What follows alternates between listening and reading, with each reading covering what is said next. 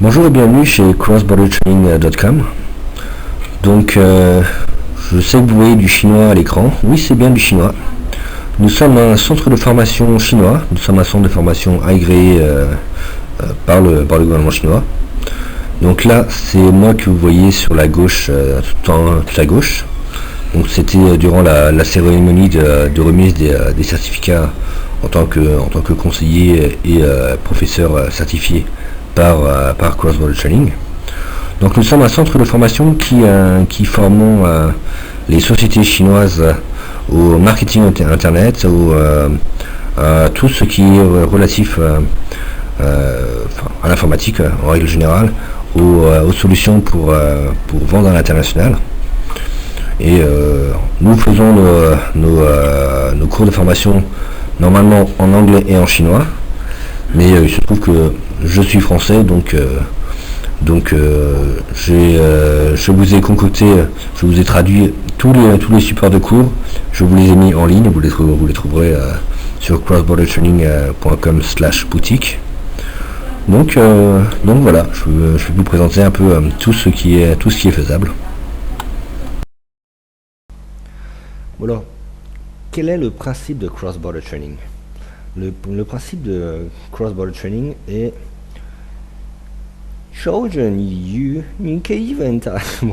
en chinois et en français, nous avons exactement les mêmes expressions. Donne un poisson à un homme et tu le nourriras pour un jour. Apprends-lui à pêcher, tu le nourriras pour toujours. Je vais vous passer l'expression en chinoise, mais nous avons exactement la même chose.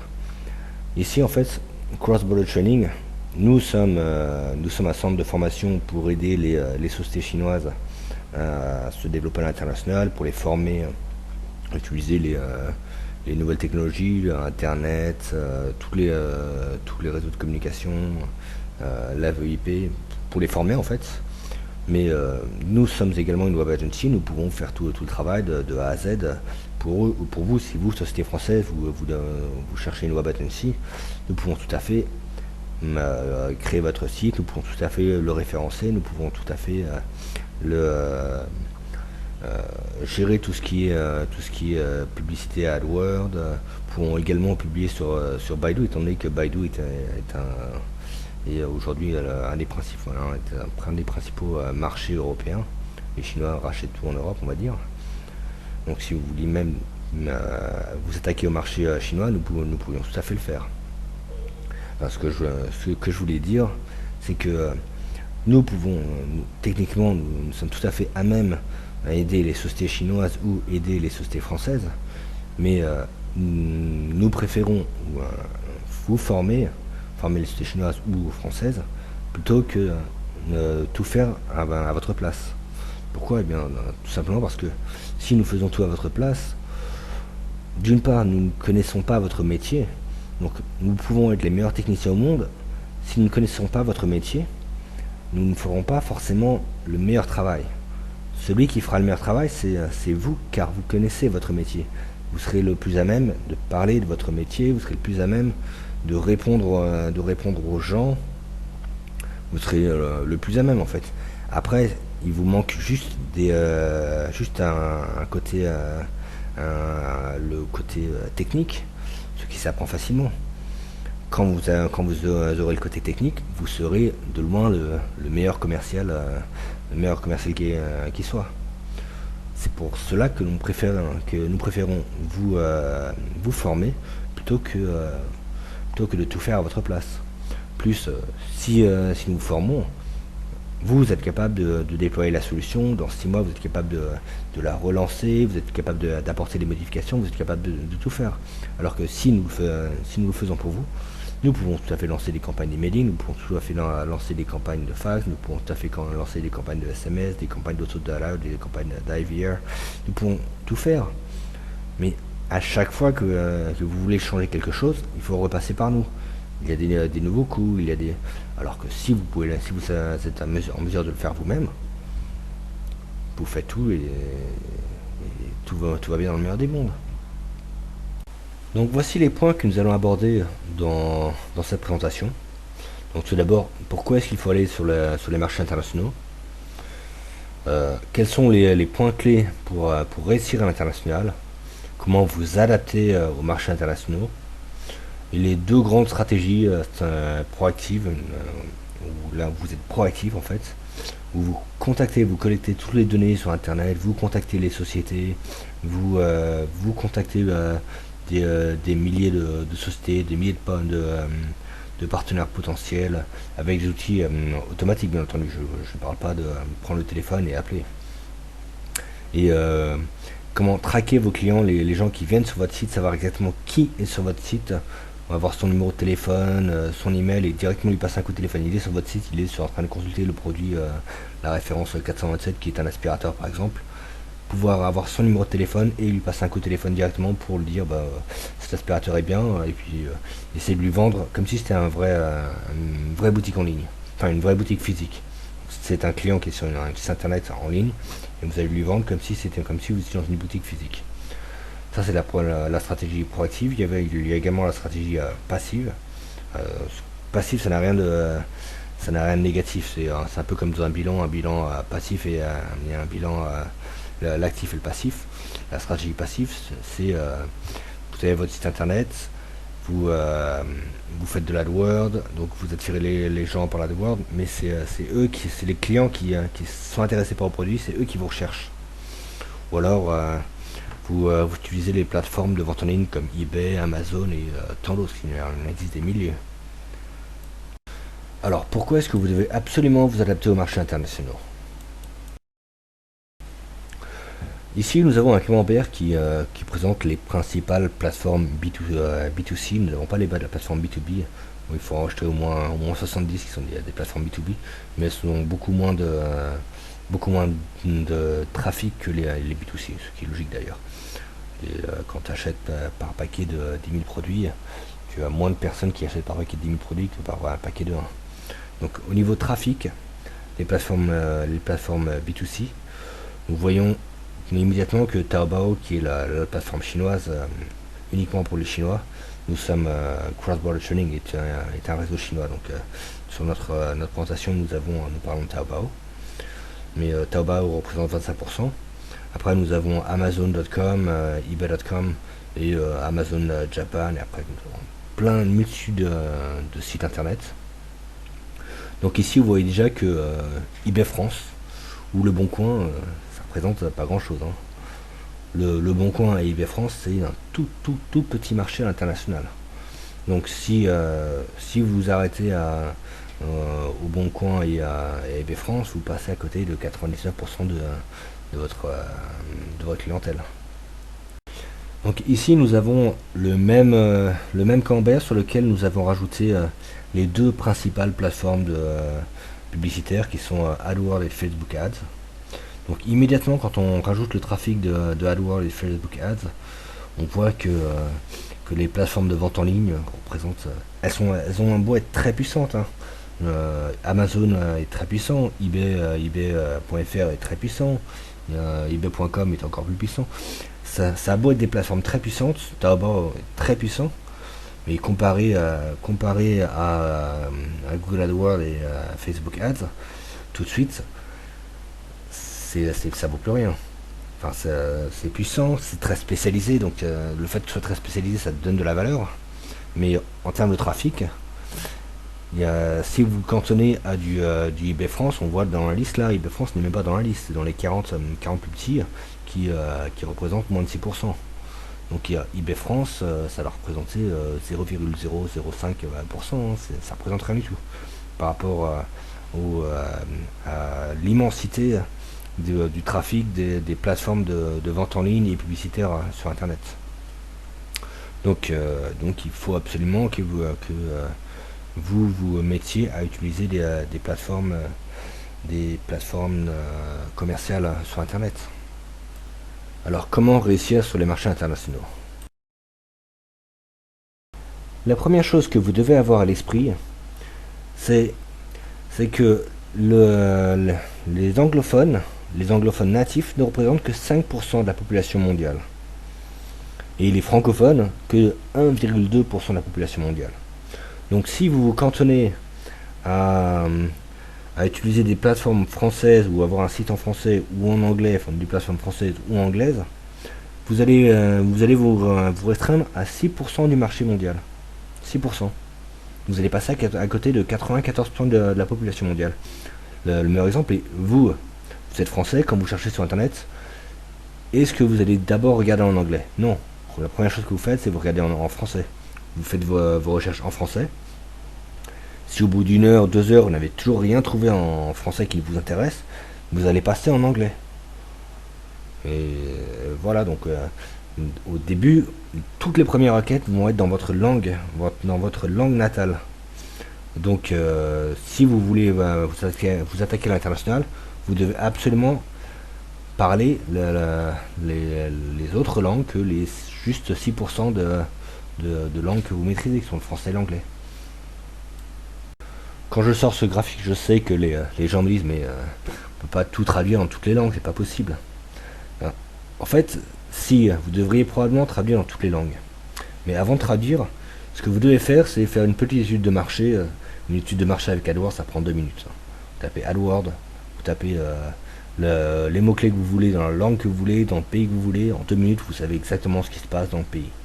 Donc, prenez le temps, prenez 2 minutes de votre temps pour vérifier s'il y a du marché dans une langue ou dans un pays particulier. C'est juste 2 minutes. Là, par exemple, je vais prendre l'exemple. Bon, les cours sont étaient pour les Chinois normalement, donc on a pris des produits typiquement chinois, des panneaux solaires. Donc en tchèque, le mot-clé panneau solaire, le mot panneau solaire se dit solarmi paneli. Donc solarmi paneli, on voit que si vous tapez ça dans Google AdWords, en 2 minutes vous l'avez. Vous tapez AdWords, vous aurez tout le système, vous tapez le mot-clé et en tchèque. Tout de suite, vous voyez les tendances mensuelles et le trafic sur ce mot-clé-là. Et vous voyez que pour un petit pays de 10 millions d'habitants, 10 millions c'est rien, la France c'est 7 fois plus grand que ça. 10 millions d'habitants, c'est 0,15% de la population mondiale. Avec juste 10 millions d'habitants, ils ont un besoin de 33 000 panneaux solaires par mois. C'est 33 000 personnes par mois qui tapent panneaux solaires. Donc, rien qu'avec un tout petit marché comme ça représente quand même déjà une belle tendance. Si vous débarquez sur ce marché avec des panneaux solaires, vous avez déjà un bon marché, un marché intéressant.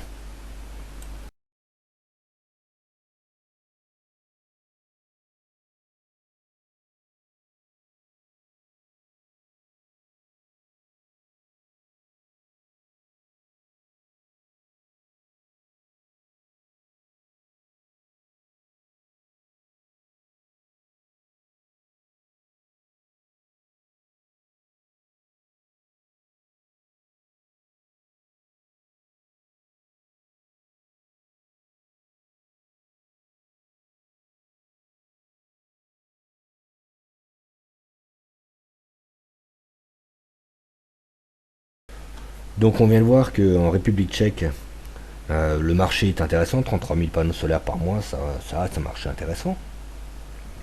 Ce sont les statistiques de Google. Ce qui est très intéressant à voir, c'est surtout le coût par clic. Donc on voit qu'il y a un marché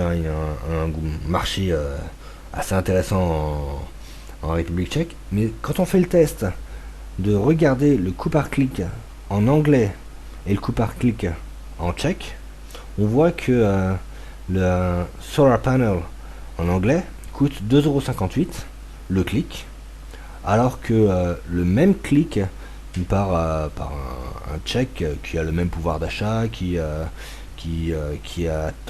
les mêmes attentes, c'est exactement la même chose en fait, c'est un clic d'un prospect.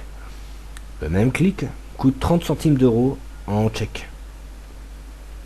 Donc si vous vous arrêtez si vous travaillez uniquement en français et en anglais, vous allez raquer, vous allez payer à chaque fois 2,50€ le clic, alors que si vous attaquez aux langues de petits pays, ou même si vous faites des études de marché sur différents pays, vous prenez les meilleurs, comme lui, la Czech Republic, ça va vous coûter 10 fois moins cher. 10 fois moins cher pour un trafic intéressant. Donc il faut surtout pas vous cantonner à l'anglais et encore moins juste au français. Attaquez chacune des langues. Donc je viens de vous faire un long laïus sur il faut absolument que vous adaptiez aux marchés internationaux, il faut absolument que vous traduisiez vos documents, il faut absolument que vous fassiez des études de marché de 2 minutes suffisent largement, mais des études de marché sur les différentes langues pour savoir s'il y a des prospects dans cette langue, s'il y a de la demande. Maintenant vous allez me répondre, vous êtes bien gentil, mais faire traduire vos documents, ça coûte très cher. Des agences de traduction, ça peut coûter très cher. Je vous confirme, des agences de traduction, ça peut coûter très cher. Mais en réalité, personne ne vous demande de passer par des agences de traduction professionnelles. Il existe plein de plateformes en ligne, des plateformes de travailleurs en ligne qui peuvent faire le même travail pour 10 fois moins cher qu'une plateforme officielle de l'ambassade, par exemple. Nous formons par exemple les gens à utiliser Mechanical Turk. Mechanical Turk est une plateforme de travailleurs internationaux où vous trouvez des gens, tout le monde parle anglais là-bas parce que c'est une plateforme anglaise, mais vous trouvez des Russes, vous trouvez des Arabes, c'est international, il y a de tout. Donc quand vous dites je veux qu'un Russe traduise mon document anglais en russe, vous pouvez vous dire que la traduction sera parfaite. Parce que c'est un Russe qui parle anglais, qui est sur une plateforme anglaise, qui vous traduit le document russe. Donc Mechanical Turk est un outil très puissant qui va vous coûter 10 fois moins cher qu'une plateforme de traduction officielle type l'ambassade ou je ne sais quoi. Donc maintenant que vous avez traduit vos documents, votre site internet et toutes vos plaquettes, tous vos documents commerciaux dans les langues que vous avez ciblées, les différents marchés internationaux qui vous intéressent, le français, l'anglais, l'italien, l'allemand, le russe, l'arabe, le portugais, l'espagnol, il y en a un paquet. Hein. Donc une fois que vous avez tout traduit, il faut commencer à prospecter. Donc parmi les leçons que nous promulguons, nous avons toute une panoplie de stratégies proactives. Donc les stratégies proactives, c'est vous qui contactez les gens. C'est vous qui faites toute la démarche. Donc vous récoltez sur les pages jaunes françaises, les pages jaunes anglaises, les pages jaunes de différents pays qui vous intéressent. Votre cible, si vous visez les restaurateurs, vous récoltez tous les restaurateurs, tous les noms des restaurateurs, les noms des restaurants, les numéros de téléphone, les fax, les emails, toutes les données relatives aux restaurateurs. Si c'est pas les restaurateurs, c'est autre chose. C'est pareil. Hein. Donc vous récoltez ça. Les pages jaunes, c'est une façon de récolter, mais il y a plein d'autres moyens. Vous pouvez récolter, si vous avez un site très spécialisé dessus où les gens parlent, vous pouvez récolter toutes les informations dessus.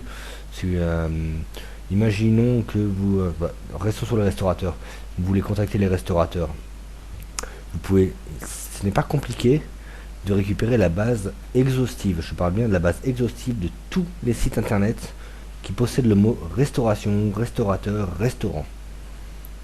Tous les sites internet sur Terre qui ont ces mots-clés-là, c'est facile de récupérer la base exhaustive et de récupérer les emails des webmasters, les numéros de téléphone, les noms, les adresses, toute la base de données des webmasters en fait, pour ensuite les contacter.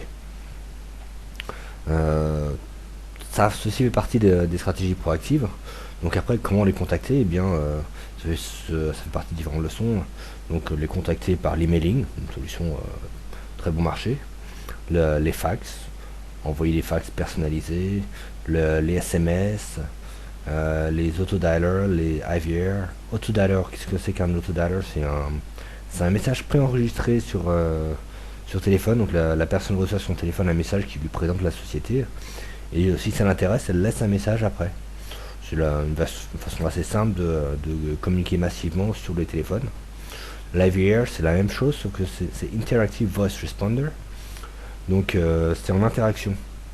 Vous appelez la personne, enfin vous appelez le robot appelle le numéro de téléphone qu'on lui a donné, me présente un petit message de présentation des services, des produits. Et si vous êtes intéressé par tel service, appuyez sur 1 pour avoir plus d'informations. Si vous êtes intéressé par tel autre service, appuyez sur 2 pour avoir plus d'informations. Si vous voulez laisser un message, appuyez sur 3. Si vous voulez être redirigé vers un opérateur, appuyez sur 4. Donc les Live Here et l'Auto-Dialer sont les moyens qui permettent de contacter les numéros de téléphone. C'est ce qui est plus performant pour appeler un numéro de téléphone de ligne fixe. Donc la deuxième grande stratégie, c'est une stratégie passive. Donc c'est un peu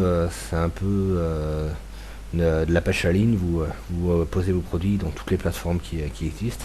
Et après, vous attendez que les gens qui sont intéressés par tel ou tel produit fassent la demande par eux-mêmes. Qu'ils aillent sur les sites internet, qu'ils aillent sur eBay, qu'ils aillent sur Amazon, qu'ils tapent les mots-clés de ce qu'ils cherchent en fait sur Google. Et là, vous apparaissez via le SEO, ou vous apparaissez via la publicité AdWords, ou vous apparaissez dans eBay ou dans Google Shopping. Donc ça, c'est la stratégie passive.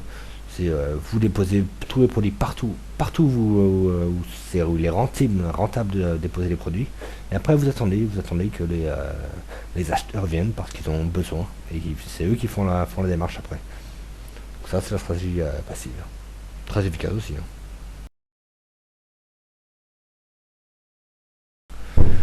Donc avant d'entrer dans le vif du sujet sur les stratégies proactives, je souhaiterais vous parler de Pacific Prime, qui est une success story. Donc Pacific Prime, aujourd'hui, Pacific Prime a à peu près 120 000 clients. Attention, ce ne sont pas des clients, ils n'achètent pas des silos. Ce sont des clients qui achètent des assurances santé internationales. Le minimum, c'est 5 000 euros, ça va jusqu'à 15 000 euros. Donc 15 000 euros, la commande avec 120 000 clients qui renouvellent tous les ans, ça fait du très gros, très lourd. Donc Pacific Prime sont les leaders aujourd'hui mondiaux en tant que courtier d'assurance santé. Comment est-ce qu'ils ont fait ça? Typiquement, ils ont établi une stratégie proactive.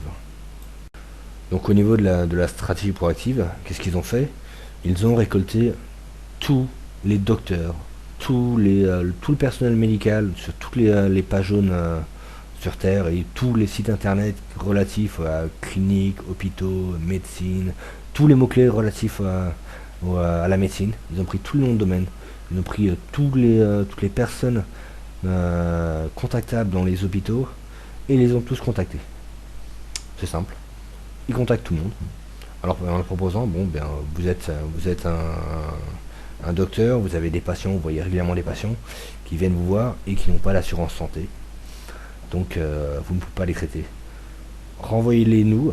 Si vous nous les renvoyez, nous allons pouvoir très souvent, nous sommes en mesure de pouvoir les assurer. Nous avons plus d'une centaine d'assurances, de contrats d'assurance, nous contrôlons plus d'une centaine de contrats d'assurance. Dans la plupart des cas, nous arriverons à les assurer. Donc envoyez-nous toutes les personnes que vous avez qui ne peuvent pas être soignées parce qu'ils n'ont pas d'assurance, et nous allons leur trouver une assurance. Et ils trouvent des assurances, et de cette manière ils payent des commissions aux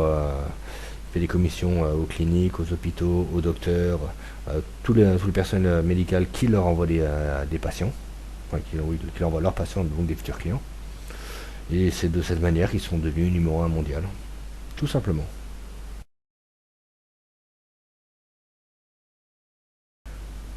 Donc voilà, c'était le petit laïus sur Pacific Prime et la success story avec une stratégie proactive.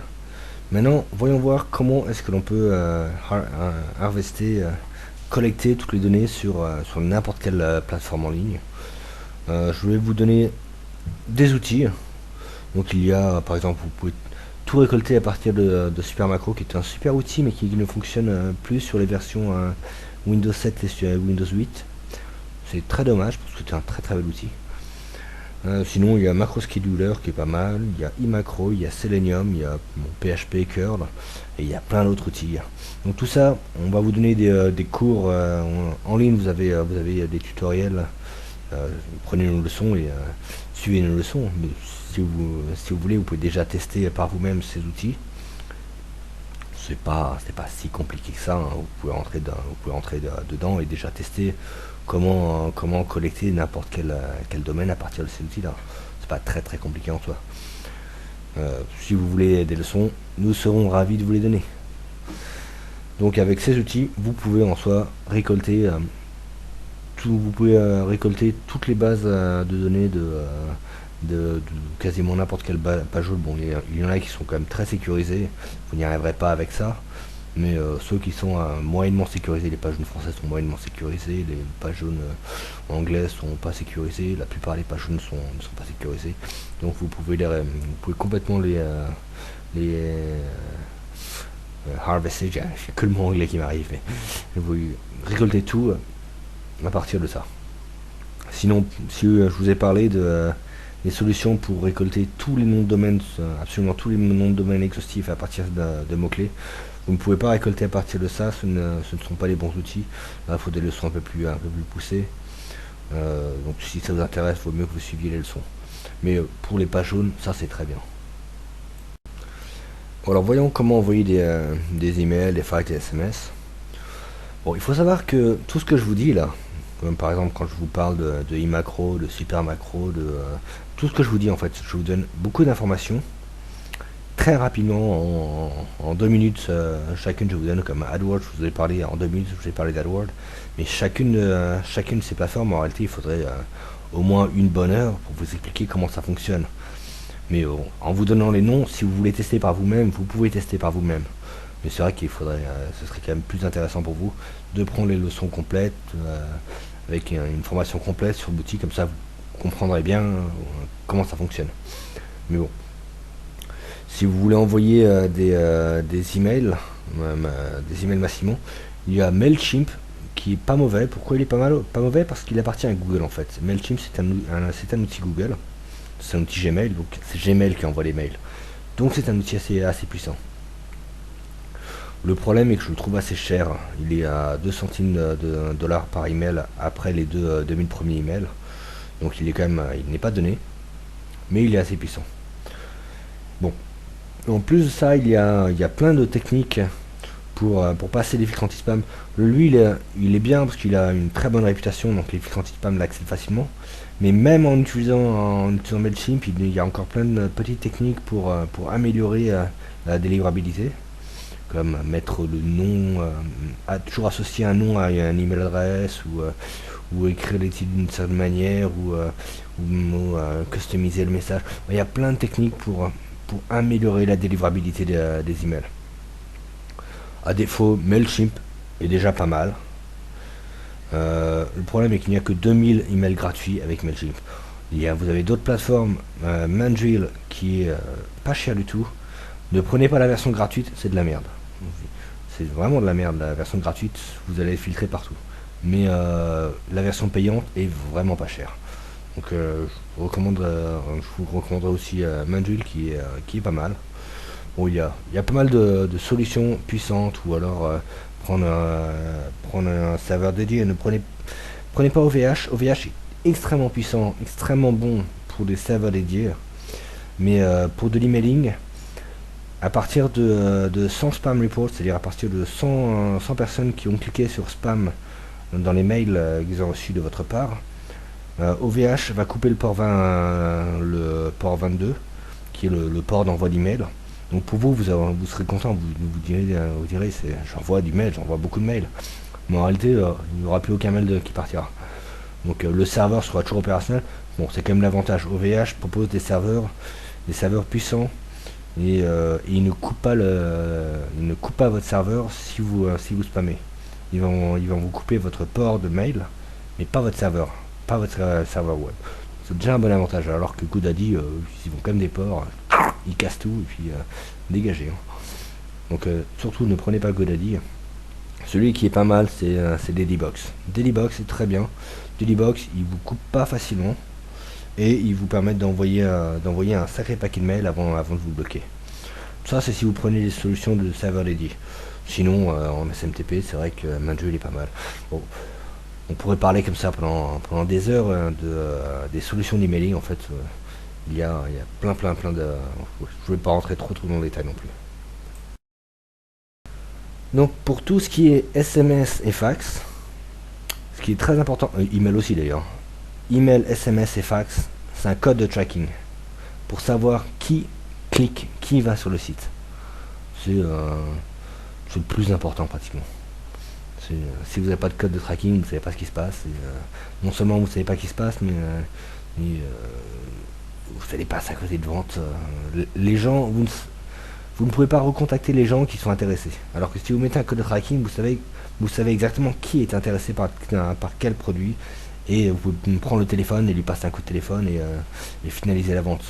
Vous allez vendre 20 fois plus avec un code de tracking que sans code de tracking. Donc vous mettez les codes de tracking, c'est extrêmement important. Donc comment mettre des codes de tracking? Bon, par SMS et par fax. Des solutions mail to SMS ou mail to fax sont de très bonnes solutions parce que c'est contrôlable complètement en PHP. Vous pouvez en faire ce que vous voulez de vos SMS, vous pouvez faire ce que vous voulez de vos fax. Donc les solutions mail to SMS et mail to fax sont assez bonnes. Surtout si vous vivez en France, et après a priori vous vivez en France parce que cette vidéo est dédicacée aux Français, même si moi je suis très loin, je suis en Chine, cette vidéo est dédicacée aux Français. En France, vous avez Bouygues Télécom qui permet l'envoi de SMS illimité. Vous prenez des solutions, la solution s'appelle Mail to SMS sur le téléphone Android. Vous branchez ça sur votre... non, même pas. Vous installez l'application Mail to SMS qui est redirigée sur Gmail, et de Gmail vous envoyez tous vos SMS gratuitement, sachant que le PHP contrôle les emails envoyés sur Gmail. Donc là, vous pouvez inonder la France gratuitement. Donc oui, Mail to SMS est un très bon outil. Mail to Fax est très bien. Bon, il y a plein d'autres solutions. On va pas trop rentrer dans le détail, mais oui, voici alors code de tracking et Mail to SMS pour customiser. Pareil pour les emails, il faut absolument customiser les emails. Donc voici un exemple de SMS customisé. Donc c'est en anglais, désolé, on fait des formations aux Chinois qui parlent anglais. Donc les exemples de SMS, c'est hello the name, it's on met le nom de la société, enfin, votre nom, from votre compagnie. Are you still interested by le produit que la dernière fois la personne était intéressée par. I have a new product even better than l'ancien, et là vous collez le nouveau.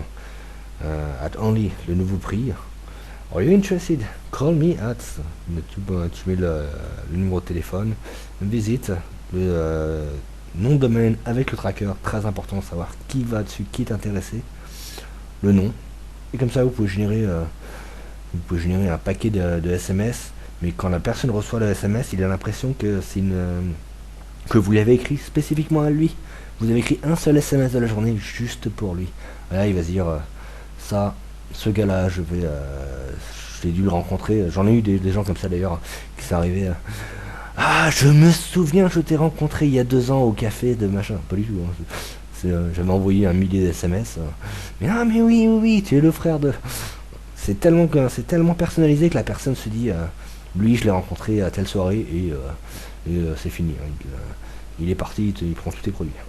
C'est très très efficace quand on customise les emails, les mails, les fax. Donc voici un exemple de SMS généré. Hello Nicolas, it's Yulong. Oui, c'est chinois. Hein. Yulong from LED88. Ils font beaucoup de solutions LED, donc on a pris comme exemple LED88. Et 88 en Chine, c'est fortune. Le 8, c'est le signe de la fortune, donc ils mettent des 888 partout. C'est-à-dire, en tant que Français, ça choque énormément quand on arrive en Chine, parce que 888, bon, c'est 888, ça choque pas trop, mais le 6 par exemple, le 6 ça veut dire flexibilité. Et les Chinois te collent des 666 partout pour dire on est hyper flexible, on sait tout faire. Mais alors quand tu prends une boîte d'aspirine qui s'appelle 666, tu te dis qu'est-ce que c'est que ce truc? En tant que Français, 666 ça passe pas. Alors que le Chinois c'est une boîte d'aspirine qui va te guérir ton maux de tête, tes crampes d'estomac et tout en fait. C'est très différent. Bon. From LED88, are you still interested by LED screen 6 pitch? Donc c'est le dernier produit qu'il avait vu à l'époque, il était intéressé par ça. If I have I have a new product even better, the LED screen 4 pitch, des écrans LED de plus petite taille. At only 800 RMB per meter square. $US per millimeter square. Donc une version améliorée. If you're interested, call me at, voici le nouveau numéro de téléphone, or visit, et voici le numéro mail avec LED4 pitch, donc c'est la référence du produit. Et derrière, vous voyez 85F6 .html. Donc ça, on fait pas attention, mais en fait c'est le numéro de tracker. Donc quand il clique dessus, on sait automatiquement que c'est telle personne, et donc on sait que cette personne a visité le site. Et s'il visite la page, c'est pas intéressant. Par contre, s'il visite la page, qu'il consulte 3 autres pages derrière et qu'il revient une semaine après, là on sait qu'il faut lui passer un coup de téléphone. Là on lui passe le coup de téléphone, là on finalise la vente. Donc maintenant que vous avez contacté vos prospects ou vos futurs partenaires ou vos resellers ou tous ceux qui peuvent vous aider dans la vente, une fois que vous les avez contactés par email, par fax, par SMS et que vous avez collé un tracker dedans, très très important, vous savez tout ce qui se passe. Vous savez tous ceux qui reviennent, vous savez tout ce qui consultent. Mais quand vous avez la personne sur le site internet, c'est tellement mieux qu'Analytics. Analytics c'est bien, hein, ça vous dit ouais, vous avez une personne qui se trouve à Kuala Lumpur qui a visité le site. C'est super. C'est qui? Aucune idée. Mais bon, il habite à Kuala Lumpur. C'est intéressant. Bon. À part ça, Analytics il vous apporte pas grand chose. Hein. Donc là, eh bien, si vous avez envoyé vos emails, vos fax et vos SMS avec Tracker, ces personnes, quand ils ont cliqué, vous savez exactement, ah, c'est Nicolas de telle société avec tel numéro de téléphone qui vient de visiter le site. C'est la première fois qu'il vient sur le site, vous traquez son adresse IP, vous savez, cette adresse IP, c'est lui. La prochaine fois qu'il revient, peu importe la manière dont il revient, il a gardé la même adresse IP, on est tous en ADSL aujourd'hui, donc il a gardé l'adresse IP, donc on sait qui c'est.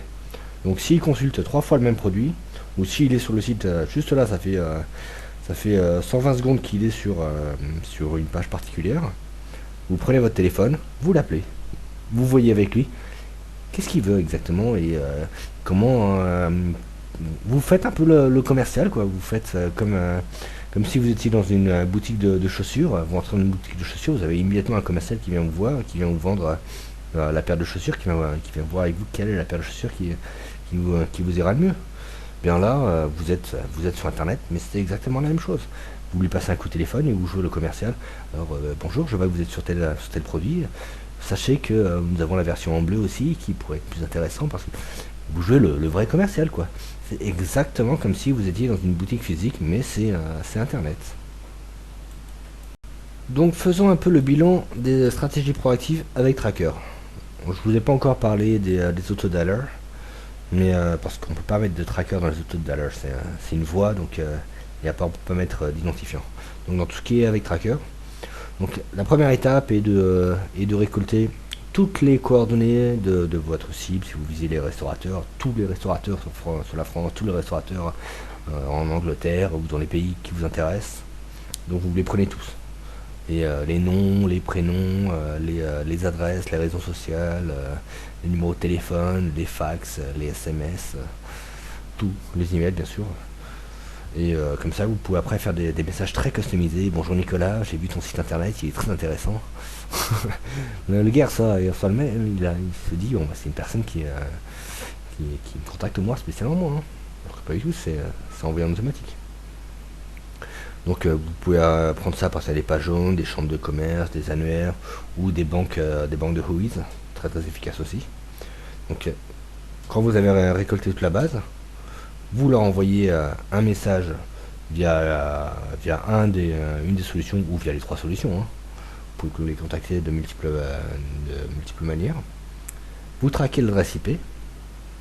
Donc vous savez, telle adresse IP, c'est telle personne. Si vous voyez que dans une semaine, dans un mois, cette adresse IP, quelqu'un revient, vous savez que c'est telle personne. Vous savez, vous l'avez traqué plutôt. Donc vous l'avez traqué. Si il consulte par exemple 3 fois le même produit, il est sur votre site, il consulte 3 fois une paire de chaussures, vous savez qu'il est intéressé par cette paire de chaussures. Qu'est-ce que vous faites? Vous envoyez immédiatement un email en disant Oh, on a une promotion à 5% de réduction sur tel produit. En fait, la promotion est tout le temps sur tous les produits, mais vous dites sur tel produit, c'est son produit, c'est le produit qui l'intéresse. Nous faisons une promotion de 5% cette semaine. Le gars, il va être très intéressant, on va juste me faire une promotion. Il va être ouais, il va probablement le prendre. S'il le prend pas, 5 jours plus tard, une piqûre de rappel, vous renvoyez un email. Attention, la promotion se termine dans 2 jours. C'est la fin là, hein. Prenez-le tout de suite. Donc vous avez plus que 2 jours pour la prendre.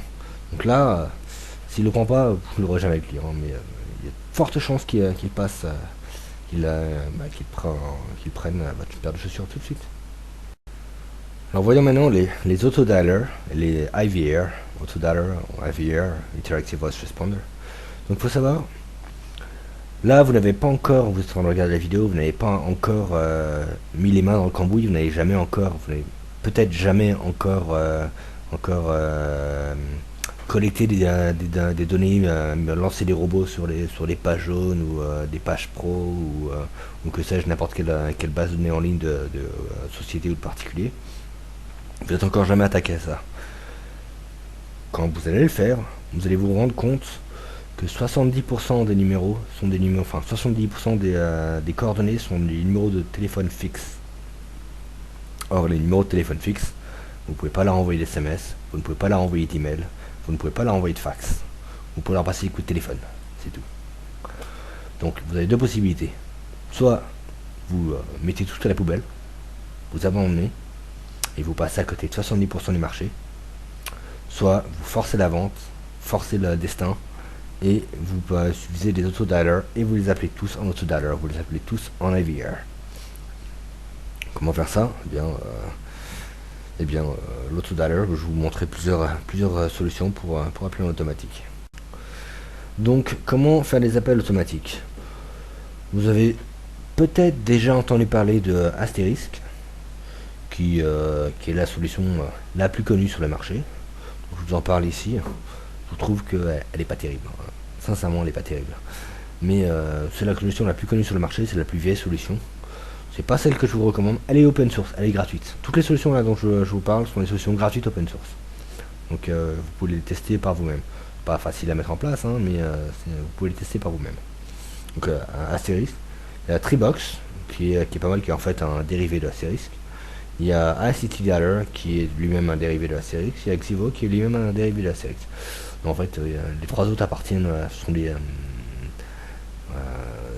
produits dérivés de la plateforme d'IPBX Asterisk, qui est une plateforme open source. Donc voici 4 solutions que vous pouvez déployer pour passer vos appels en automatique. Donc voyons maintenant les stratégies passives. Donc les stratégies passives, c'est vous faites en sorte qu'on vous voit, mais c'est les internautes qui viennent vous voir, c'est pas vous qui contactez les internautes d'abord. Donc bien entendu, la première chose, c'est vous créez votre site internet. C'est pas le plus important a priori, parce que si vous utilisez des plateformes comme eBay, comme Amazon, comme toutes les plateformes de commerce puissantes, elles auront beaucoup plus de poids que votre site internet. Surtout si vous faites pas de SEO, ou vous faites un peu de SEO mais pas assez. Des plateformes comme eBay auront beaucoup plus de poids. Donc si vous vous lancez dans le site internet, votre propre site internet, car vous voulez, c'est une question d'image de marque aussi, plus si vous vendez sur eBay, c'est quand même bien d'avoir votre site internet ou sur les plateformes comme ça, parce qu'à chaque fois que vous publiez sur eBay France, Germany, et enfin tous les 20 plateformes eBay qui existent, ainsi que les 20 plateformes Amazon qui existent, et toutes les autres plateformes qui existent, chaque fois que vous publiez dessus, vous faites un lien sur votre site internet. Donc votre site internet va être très puissant, et les gens qui passent sur eBay vont être redirigés sur votre site internet et vont regarder les produits qui se trouvent sur votre site internet. Ils vont peut-être acheter des produits qui sont sur votre site internet, mais pas sur eBay. Donc c'est quand même pas mal. C'est quand même pas mal d'avoir son propre site internet. Donc nous avons des leçons spécifiques sur comment devenir webmaster. Les webmasters en herbe, on n'a aucune idée de comment faire un site internet. Eh bien on peut les faire, c'est pas compliqué. Vous qui n'avez jamais touché à un script PHP, vous n'avez jamais fait du FTP, je vous garantis que vous êtes en mesure de faire votre propre site internet très facilement et très joli. C'est pas compliqué, hein. Il n'y a rien de compliqué dans un site internet en réalité. Les gens se disent, waouh, c'est un super webmaster, il a fait un superbe site en Ajax qui fait téléphone portable. Ouais, c'est très très compliqué. Non, il y a vraiment rien. Vous prenez OS Commerce, vous prenez PrestaShop, vous prenez Magento, vous prenez Zencard, vous uploadez, vous donnez les accès de connexion MySQL et puis terminé quoi. Ça fonctionne. Vous envoyez un template et c'est terminé. Bon, c'est pas, y a rien de très très méchant. Donc, si vous voulez le faire vous-même, allez-y, c'est très très simple. On a des cours spécifiques sur comment intégrer, comment créer son propre site internet avec ce genre de CMS. Alors, en réalité, c'est même pas de la boutique en ligne. Vous pouvez déployer n'importe quel CMS si vous voulez faire des chats, si vous voulez faire un Facebook, vous pouvez faire des Facebook. Hein, faites votre propre Facebook, ça n'a rien de compliqué à faire. Donc nous avons des leçons en ligne pour vous apprendre à faire n'importe quel site internet. Même si vous n'avez strictement aucune notion d'internet, ça n'a rien de compliqué, comme je le répète. Et après, nous avons une leçon quand même beaucoup plus poussée, beaucoup plus technique, sur comment référencer un site. Référencer, c'est important, surtout à l'international, parce que en fait, c'est pas si compliqué que ça d'être le numéro 1 dans une langue étrangère si vous employez les bonnes méthodes. Si vous passez par des rédacteurs qui rédigent du contenu dans la langue du pays, vous allez galérer parce que les sociétés locales, c'est beaucoup plus facile pour elles. Si vous voulez concurrencer une société russe en Russie, c'est beaucoup plus facile pour elles de faire du contenu. En russe, je veux dire. Mais c'est pas si compliqué que ça quand même de passer devant eux avec les bonnes techniques. Donc vous avez des leçons très très poussées au niveau SEO pour comment mettre un site, comment pousser un site au top. C'est pas, si vous connaissez un peu le SEO, c'est un peu du black hat, mais c'est du black hat avec un principe. Le principe est d'utiliser le moins possible les outils de soumission automatique. N'utilisez pas du tout aucun outil de soumission automatique, aucun outil qui se connecterait à Facebook ou qui ferait du Kratos quoi.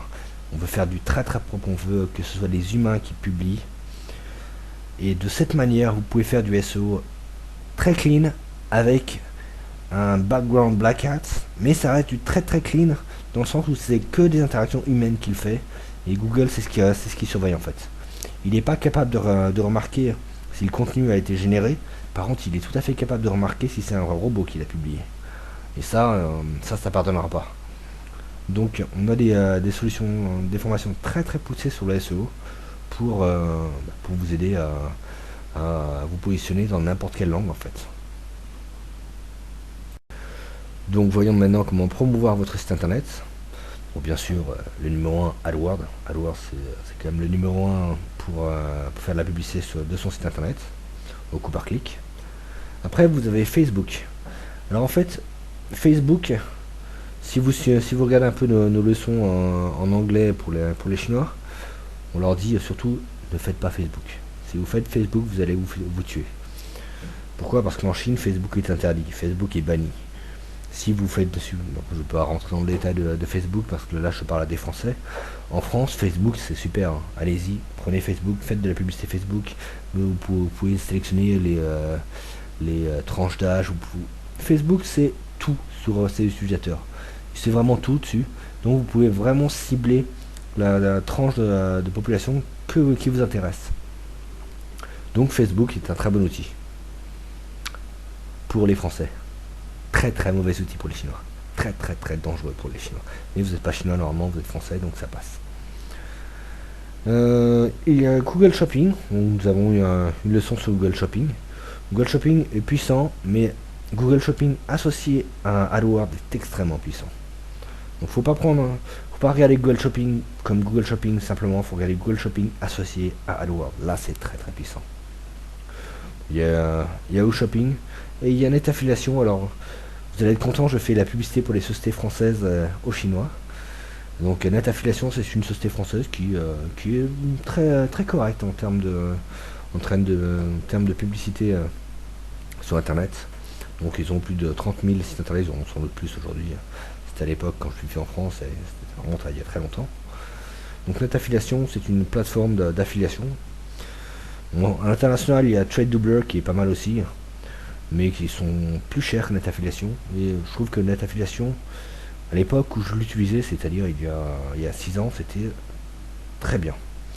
Je n'ai pas trop eu l'occasion de les réutiliser depuis, mais je pense qu'ils sont encore très bien. Donc NetAffiliation, c'est très correct comme solution. Donc qu'est-ce qu'il faut garder à l'esprit quand on parle de Google AdWords? Il y a 2 éléments extrêmement importants à vraiment garder à l'esprit. Google AdWords, quand vous l'utilisez, ne l'utilisez pas simplement en français ou en anglais. Enfin, du moins si vous voulez faire de l'international. Si vous voulez faire de l'international, ne vous arrêtez surtout pas l'anglais. Vraiment, ce serait vraiment dommage. Pourquoi? Je vous l'ai expliqué plus tôt, je vous remets là exactement le même slide que celui que je vous ai présenté plus tôt, parce que là je parle en détail d'AdWords. C'est si vous vendez des panneaux solaires en anglais, le coût par clic va vous coûter 2,50 €. C'est très cher le coût par clic. Alors que si vous le vendez, c'est le même clic, hein, c'est la même tranche de population, c'est des gens qui sont tout aussi prêts à payer, à mettre 1000 €, 2000 € dans un panneau solaire. Donc au final, ça représente le même gain. Et bien, si vous le faites en tchèque, ça vous coûtera 30 centimes, soit 10 fois moins cher. Donc, règle numéro 1 sur Google, faites-le en multilangue. Ne vous arrêtez surtout pas à l'anglais, ne vous arrêtez surtout pas au français. Faites-le sur toutes les langues qui ont du marché en fait. La deuxième chose très importante à savoir sur AdWords, très importante, c'est Google a son système de tracking. C'est un autre système de tracking, mais il a son système de tracking. Il vous faut mettre en place le tracking Google sur votre site internet pour savoir quels sont les mots-clés qui sont intéressants. Quand vous avez les mots-clés intéressants, Google sait quels sont les mots-clés qui ont été intéressants, quels sont les mots-clés qui ont rapporté de l'argent, quels sont les mots-clés qu'il faut pousser. Bien, il voit quels sont les bons mots-clés, mais il voit aussi quels sont les mots-clés pourris. Alors, tous les mots-clés qui n'ont jamais rapporté un sou, qui ont coûté de l'argent, mais qui n'ont jamais rapporté un centime, c'est des mots-clés pourris, c'est des mots-clés à bannir. AdWords est capable de supprimer automatiquement au bout de 5 clics. Si vous avez payé 10 centimes par clic sur ça et 5 clics sur tel mot-clé, vous avez perdu 50 centimes, il ne nous a jamais rien rapporté. Automatiquement, Google, si vous lui demandez, hein, automatiquement Google va arrêter le mot-clé, va dire on arrête les frais, c'est de la merde. Donc, pourquoi je vous parle de ça? C'est parce que quand vous allez sur le marché international, déjà sur le marché français c'est vachement important, c'est vachement utile. Mais quand vous êtes sur le marché international, vous prenez les mots-clés sur les panneaux solaires, Google va vous proposer une centaine de mots-clés relatifs aux panneaux solaires. Eh bien, si vous vendez des panneaux solaires et que vous avez le mot-clé réparateur de panneaux solaires, c'est pas du tout vous. Hein. Vous vous en foutez des réparateurs de panneaux solaires, c'est pas du tout votre activité. Mais comme vous parlez pas tchèque, vous pouvez pas repérer que c'est réparateurs de panneaux solaires et que ça vous intéresse pas. Pourtant, vous l'avez mis dans votre liste. Et bien là, Google va automatiquement sabrer tous les mots-clés qui servent strictement à rien. Et donc vous n'allez garder que les très bons, que les meilleurs mots-clés en fait. De cette manière, vous ne pouvez pas vous tromper en fait. C'est fait pour vous assurer d'avoir les meilleurs mots-clés, d'avoir le meilleur retour sur investissement. Donc voilà, c'est vraiment ce qu'il faut garder à l'esprit. Les 2 choses à garder à l'esprit. Attaquer l'international, c'est moins cher. Et supprimer automatiquement les mots-clés pourris. Donc là par exemple on est sur l'outil pour supprimer les mots-clés, pour mettre des règles de suppression automatique.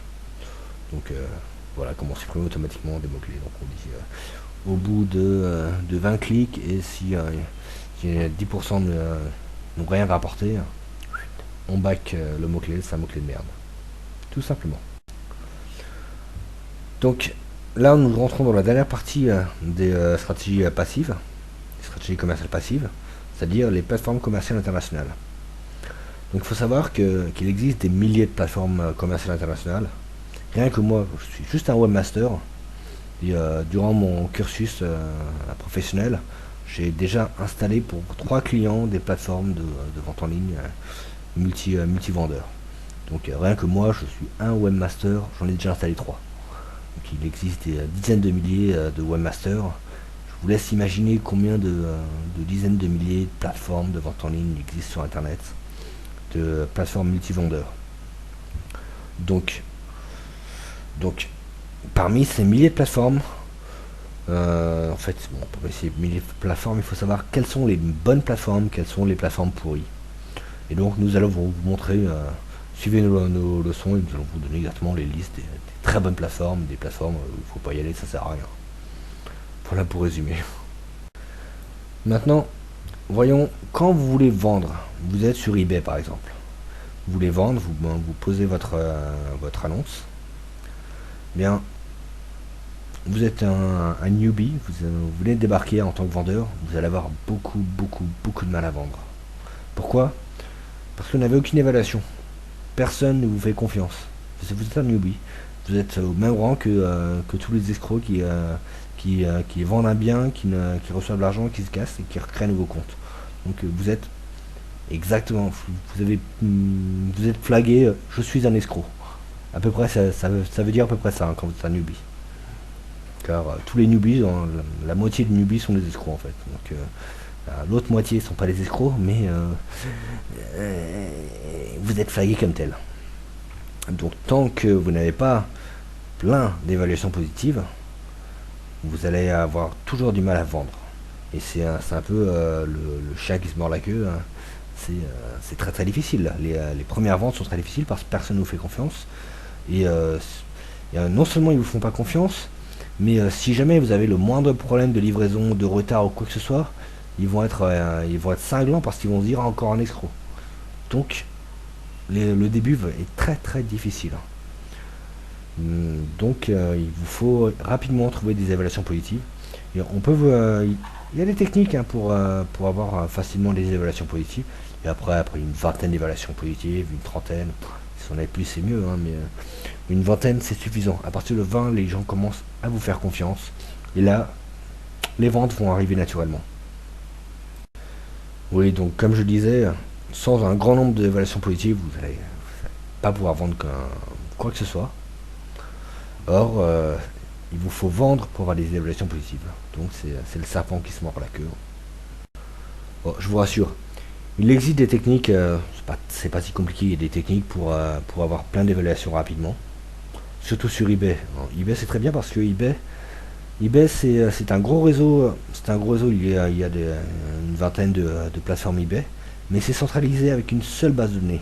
Ce qui fait que vous avez un compte eBay France, vous pouvez publier sur ebay.com, sur eBay Allemagne, eBay Italie, eBay Espagne, eBay Brésil. Vous pouvez publier sur toutes les plateformes eBay, peu importe la plateforme. Et donc vous échangez vos évaluations de plateforme en plateforme. Et après, eh bien, c'est une seule plateforme qui gère tout. Et c'est quand même beaucoup plus simple à gérer. Je vous parle de ça parce que c'est pas du tout le cas sur Amazon. Amazon, vous avez un compte sur Amazon.com, vous avez vos évaluations sur Amazon.com. Si vous allez sur Amazon Japan, vous devez créer un nouveau compte et vous perdez toutes vos évaluations. Je trouve ça très con de la part d'Amazon. Ils sont les numéros 1, je sais pas comment ils ont réussi à être numéro 1, mais moi je recommande plus eBay parce que c'est tellement plus simple à gérer. Enfin bon. Donc il existe des méthodes pour avoir rapidement des bonnes évaluations. Et après, les ventes viendront toutes seules. Alors maintenant que nous avons vu l'ensemble de la présentation, je vous donne rendez-vous sur la boutique. Donc, vous pouvez aller sur www.crossbordertraining.com/boutique. Normalement, ça devrait marcher, ça va être redirigé sur ping.crossbordertraining.com/boutique. Si la redirection ne se fait pas, tapez ping, normalement c'est bon. Alors là, vous allez avoir toutes les leçons. Je vous invite à vous intéresser à tout en un. Vous avez une leçon où on vous apprend absolument tout. À seulement 1000 euros en tout. On va vous apprendre absolument tout. Et après, je vais vous montrer leçon par leçon, je vais vous expliquer leçon par leçon à quoi ça correspond. Mais sachez que si vous voulez tout savoir, pour 1000 euros, vous avez la totalité. Alors dans la première leçon, nous allons vous expliquer comment faire traduire tous vos documents commerciaux, n'importe quel document, dans n'importe quelle langue. Bien entendu, je ne parle pas de faire traduire via Google Traduction ou via Baidu Fanny ou Bing Traducteur. Ce n'est pas de la traduction automatique, c'est la vraie traduction par des vrais interprètes, si vous voulez traduire en russe, par des vrais Russes qui vont vous traduire tout ça. En soi, ça n'a rien de compliqué, ça coûte pratiquement rien. Faire traduire une page Word, ça revient à peu près à $6 une page. Donc comment faire traduire n'importe quel document sans passer par les services de l'ambassade qui coûtent très cher, sans passer par des agences de traduction qui coûtent extrêmement cher. Il y a des techniques pour trouver instantanément une personne qui peut vous traduire et qui peut vous traduire n'importe quel document dans n'importe quelle langue. Donc on va vous montrer comment faire cela. Dans la deuxième leçon, nous allons vous apprendre à faire votre propre site internet. Nous allons vous montrer les différents CMS, comment mettre à jour votre site, quelle technologie choisir. On va faire le tour de PrestaShop et d'OS Commerce. Puis on va voir comment modifier vous-même avec des logiciels professionnels votre site. Si vous avez des modifications à faire, peu importe la modification que vous ayez à faire sur votre site, même si vous ne connaissez pas, c'est avec les bons outils, ça peut, si on vous montre comment faire, vous êtes capable de modifier un site, un menu, ou mettre une image ou quelque chose. Bien entendu, via le back-office, vous pouvez tout faire. Mais vous pouvez faire beaucoup de choses. Mais si ça fait partie des éléments qui ne se trouvent pas dans le back-office, il faut que vous puissiez le modifier. Donc on va vous montrer comment ça fonctionne. On va vous donner on va vous expliquer les différentes technologies, que ce soit du PHP, du HTML, de l'Ajax, du JavaScript, MySQL. On va vous expliquer, on va faire le tour de toutes les technologies qui existent pour vous expliquer en fait. Donc avec ça, vous serez capable normalement de monter vous-même votre site internet et de le mettre à jour. Alors, la troisième leçon est relative à Google Shopping. Ici, nous allons vous montrer ce que c'est que Google Shopping, comment fonctionne Google Shopping. Google Shopping est une plateforme d'affiliation où chaque boutique en ligne peut diffuser ses produits, que ce soit relayés. C'est une sorte d'affiliation, une sorte de plateforme d'affiliation en fait. Donc, on va vous expliquer comment ça fonctionne, on va prendre des exemples. Et on va vous donner les codes pour faire fonctionner votre interaction, des interactions entre votre plateforme et Google Shopping. Et on va également vous montrer les vrais avantages de Google Shopping. Si vous utilisez la version simple de Google Shopping, c'est bien, mais sans être super puissant. Il faut associer Google Shopping à Google AdWords. Là, ça devient quelque chose de vraiment puissant. Donc, tout ce qu'on va voir dans cette leçon, c'est comment utiliser Google Shopping de manière optimale. Alors la quatrième leçon, on va vous apprendre comment utiliser AdWords, comment optimiser vos campagnes, comment gérer au mieux le retour, les statistiques, pour voir quels sont les mots-clés qui sont intéressants, quels sont les mots-clés qu'il faut retirer. On va vous apprendre à optimiser votre retour sur investissement, comment trouver des bons mots-clés, comment trouver des mots-clés qui ne coûtent pas cher et qui rapportent gros. Voilà. Dans cette leçon, on va également vous apprendre comment utiliser AdWords à l'international, parce que c'est vrai qu'à l'international, on peut faire des choses extraordinaires. Si vous voulez vous arrêter au marché français, uniquement au marché français, cette leçon est intéressante. Elle est quand même plus destinée aux gens qui veulent s'attaquer au marché à l'international. Si vous voulez vendre, si vous avez votre site en anglais, en allemand, en russe, en tchèque, dans toutes les langues, c'est vrai que cette leçon est très bien dans ce cas-là. La cinquième leçon va vous présenter les différentes plateformes commerciales les plus puissantes. En réalité, il existe des dizaines de milliers de plateformes commerciales multivendeurs. Ici, nous allons vous présenter les 100 plateformes les plus puissantes sur Terre. Nous allons voir les différentes stratégies possible pour vendre sur ces différentes plateformes. C'est vrai que c'est beaucoup une question de réputation, comment booster sa réputation, comment booster rapidement sa réputation. Nous allons également vous apporter dans le back-office de Cross-Border Training, vous allez avoir accès à toutes les plateformes, mais également aux liens de connexion, de login, de publication rapide des produits pour gérer ça rapidement. Donc vous aurez juste à cliquer, vous arriverez directement sur la bonne page. On va vous expliquer un peu comment utiliser les plateformes, même si vous ne parlez pas la langue, même si la plateforme est en japonais par exemple, vous pouvez l'utiliser. Il y a des techniques pour traduire les sites, même si vous êtes derrière, même si vous êtes connecté. En général, quand vous êtes connecté, Google ne peut pas voir ce que vous voyez parce que lui n'est pas connecté en votre nom. Et pourtant, il y a des techniques pour vous permettre de traduire et quand même publier.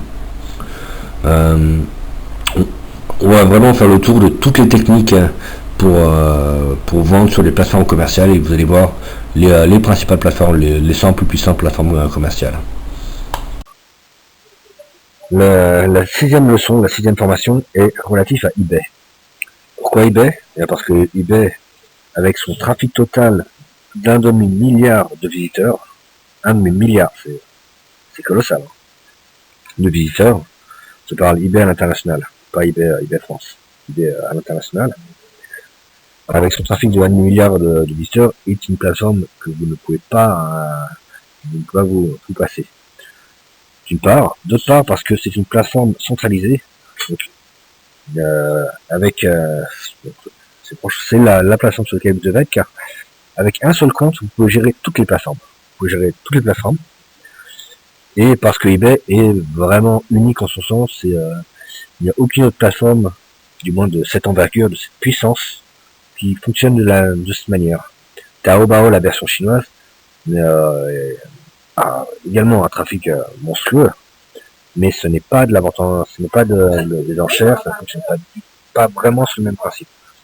eBay a un mode de fonctionnement qui est très très particulier, et quand vous maîtrisez son mode de fonctionnement, là ça devient vraiment très très très puissant. Donc on va vous expliquer comment sélectionner les bons marchés sur eBay, comment trouver les bons prix. Il y a des techniques en fait. Il y a des techniques pour savoir si tel ou tel marché est intéressant et quel prix pour vendre au bon prix, pas vendre trop cher, pas assez cher. Si vous vendez trop cher, vous n'allez pas vendre. Si vous vendez trop bas, vous allez vendre beaucoup, mais vous ferez beaucoup moins de marge que ce que vous pouvez faire.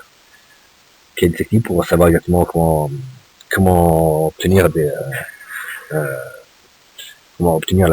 meilleur prix, le bon prix, pour vendre un maximum et un maximum de bénéfices. Et nous allons également vous expliquer comment booster vos évaluations de manière tout à fait légale. On ne va pas vous expliquer comment faire des faux comptes. Vous faites des faux comptes et vous créez des évaluations. Non, parce que si vous faites ça, vous allez avoir votre compte avec plein d'évaluations de comptes, de faux comptes qui viennent juste d'être créés et qui, d'ailleurs, c'est même pas possible, parce que c'est très compliqué. Là, il faut au moins 5 évaluations pour avoir le droit de donner des évaluations. Donc, ce qu'on va vous expliquer, c'est comment obtenir rapidement des centaines d'évaluations positives sans utiliser des techniques qu'on va classer, qu'on va appeler illégales, qui est de faire des faux comptes et de voter pour soi-même. Ça marchait il y a 10 ans, ça marche plus aujourd'hui. Et en plus, non seulement ça marche plus aujourd'hui, mais si vous faites ça, vous risquez de vous faire allumer.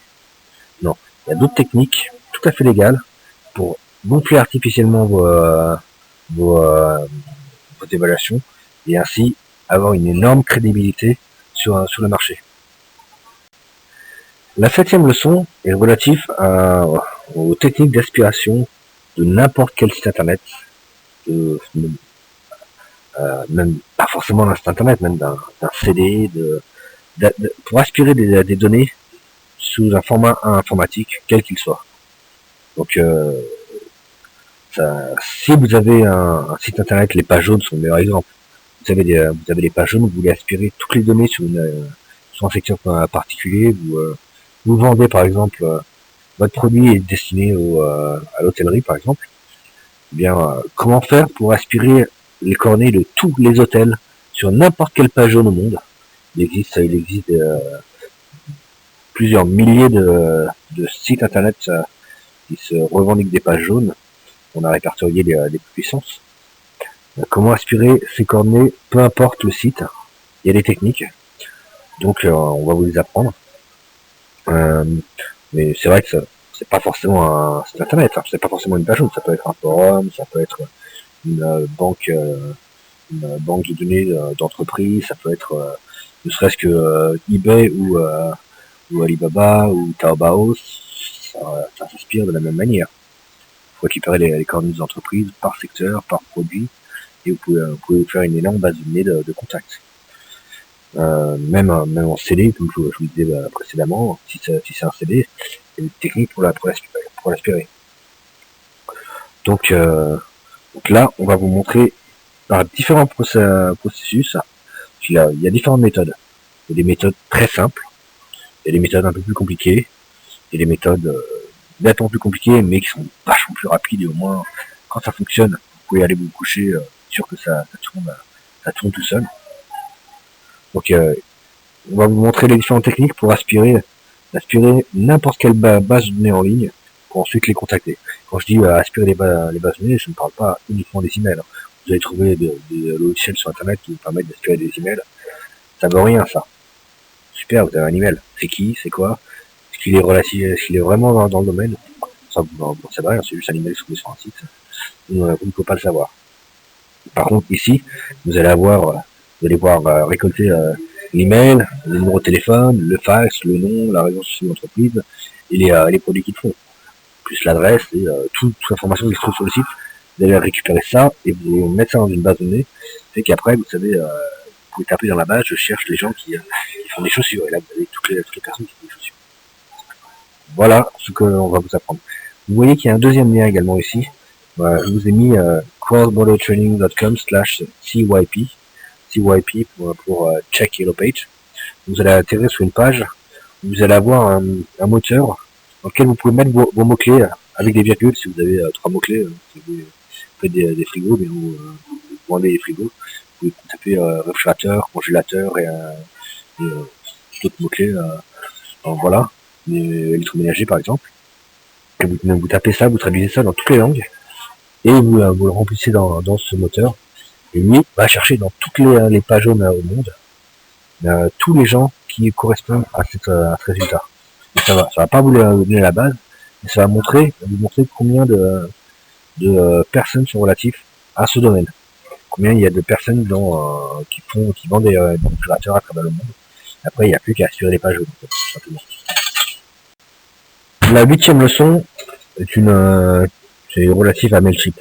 C'est une leçon utile si vous avez des petites bases d'emails. Oui, typiquement, si vous avez de l'ordre de moins de 10 000 emails à envoyer, Mailchimp, c'est parfait. C'est vraiment génial. C'est gratuit, oui, ça fait tout. C'est génial. En plus, c'est un taux de délivrabilité énorme. Pour des petites bases de mails, Mailchimp, si vous savez bien l'utiliser, c'est extraordinaire.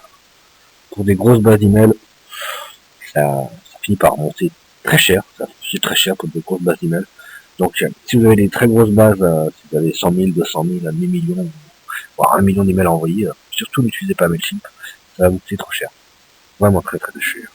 Mais pour des petites bases, Mailchimp est un outil extraordinaire. Et après, il faut savoir l'utiliser au mieux. Mais là, on va vous montrer exactement comment utiliser toutes les fonctionnalités. Et c'est vrai que c'est un bel outil. La 9e leçon est une leçon très intéressante, très utile. C'est les trackers. Comment suivre quelqu'un sur votre site internet, comment savoir qui c'est, voir son nom, son prénom, son numéro de téléphone, sans même qu'il remplisse ça. Tout savoir sur une personne, qu'est-ce qu'il a vu, sur quelle page il se balade, quel produit l'a intéressé. Oui. Comment tout savoir sur une personne. Cette leçon, c'est typiquement ici crossbordertraining.com. Tous les Chinois qui viennent chez nous viennent parce qu'ils ont entendu parler de cet outil et ils veulent avoir accès à cet outil. C'est la principale raison pour laquelle ils viennent nous voir en général. Donc cet outil permet en effet à partir de bases de cornets que vous avez attrapées à droite à gauche via les aspirateurs de mail, via tout ce que vous avez pu trouver des sites d'entreprise, contacter les gens avec des trackers et faire que vous suivez ces gens, vous avez un accès, vous savez exactement qui ils sont. Donc si vous allez sur votre site, enfin si vous allez sur le site de tracking, vous savez, Nicolas Dupont au numéro de téléphone 1775 s'est connecté il y a 3 minutes sur telle page et il a consulté 27 pages depuis le début et c'est la 5e fois qu'il se connecte. Donc Nicolas Dupont est très intéressé, on sait qu'il est sur telle page et qu'il faut prendre le téléphone et l'appeler tout de suite pour lui vendre le produit parce qu'il est intéressé et qu'il attend que c'est comme si quelqu'un rentrait dans une boutique de chaussures et quand il rentre dans une boutique de chaussures, vous avez un vendeur qui vient le voir directement pour trouver quelle chaussure pour lui convenir le mieux. Et c'est pareil. Là, quand quelqu'un vient sur Internet, vient sur votre site, c'est pas compliqué de faire la même chose et de lui passer un coup de téléphone immédiatement et lui dire alors vous cherchez quoi exactement, vous cherchez plus ça, vous voulez, c'est tout à fait possible. Donc c'est ce que l'on vous explique dans cette leçon. La 10e leçon, c'est le référencement. Comment référencer votre site. Alors, en toute sincérité, le référencement c'est vraiment mon domaine de compétence. Je travaille pendant plus de 10 ans en tant qu'expert en référencement. Bon, au début, j'étais pas un expert en référencement, mais à la fin, clairement un expert en référencement. J'ai dirigé plus de 200 sites internet. J'ai managé le référencement de plus de 200 sites internet, dont un réseau, le réseau immobilier Alliance Habitat, qui, quand je l'ai pris, il avait un référencement de 0. Il y avait personne qui allait sur Alliance Habitat. Et au bout de 2 ans, on atteignait les 1 million, 1,5 million de visiteurs par mois. Donc au niveau référencement, il existe des techniques qui très puissantes pour pousser un site internet. Bon, tout de suite, Alliance Habitat aujourd'hui ne fait plus partie des principaux sites internet. C'était en 2008. En 2008, ils atteignaient 1,5 million de visiteurs par mois. C'était très puissant. On s'est fait sabrer par Pingouin, par Panda, par tous les algorithmes qui sont mis après. Mais non, en soi, on s'adapte au fur et à mesure. Il existe plein de solutions qui aujourd'hui, je vais surtout vous recommander des solutions très propres. Ne pas faire de publication automatique, ne pas faire. Il faut vraiment rester dans du très très très propre. Mais il y a même dans du très très propre, il y a des techniques qui sont très efficaces, qui peuvent vous permettre de vous référencer très vite sur un secteur et d'y rester, bien entendu. Et d'y rester. En français, c'est tendancieux, et d'y rester. Bon, et de rester numéro 1 sur le secteur. Donc là, on va vous expliquer toutes les techniques puissantes qui sont utilisées aujourd'hui pour positionner un site. Donc si vous voulez devenir un expert en référencement, allez-y, prenez cette leçon. La 11e leçon concerne les partenariats en ligne. Alors, il faut savoir que au niveau SEO, les partenariats en ligne, c'est bien. Cette leçon va vous permettre de faire du SEO dessus. Mais c'est pas dans ce sens-là que je parle de partenariat. C'est plus dans le sens, vous vendez des chaussures, eh bien, ça n'a rien de compliqué de récupérer la base de tous les webmasters. Je parle de la base exhaustive. La base exhaustive de tous les webmasters au monde qui ont un nom de domaine avec le mot chaussure, par exemple. Ou shoes, ou scarpe en italien. Ou sheds en Chine, par exemple. C'est pas compliqué de récupérer la base de tous les sites internet au monde qui utilisent certains mots-clés. Vous êtes un vendeur de chaussures, vous connaissez toutes les boutiques en ligne qui vendent des chaussures comme ça, et vous connaissez l'adresse email du webmaster, le nom, le prénom, le numéro de téléphone, le fax, le téléphone portable. Vous pouvez, il y a une technique, ça, c'est ce que l'on va vous apprendre. Dans cette leçon, on vous apprend comment récolter cette base, pour que ensuite vous puissiez les contacter et leur dire, bien, nous fabriquons des chaussures. Bon, ça c'est très chinois. L'exemple est chinois, mais nous sommes une usine de chaussures. Vous avez un site internet qui s'appelle ASL Shoes. A priori, vous vendez des chaussures. Donc, est-ce que ça vous intéresse de publier nos chaussures qui vont coûter beaucoup moins cher? Nous sommes une usine, donc nous en fabriquons à l'appel. Si vous voulez, vous pouvez présenter nos produits sur votre boutique et on serait ravis de s'occuper de la logistique. Typiquement, en France, on peut faire la même chose. Hein. Bon, oui, on peut faire la même chose. Peut-être moins d'usines qu'en Chine, mais après, du côté du service, en France, encore beaucoup de services, ça marche pareil.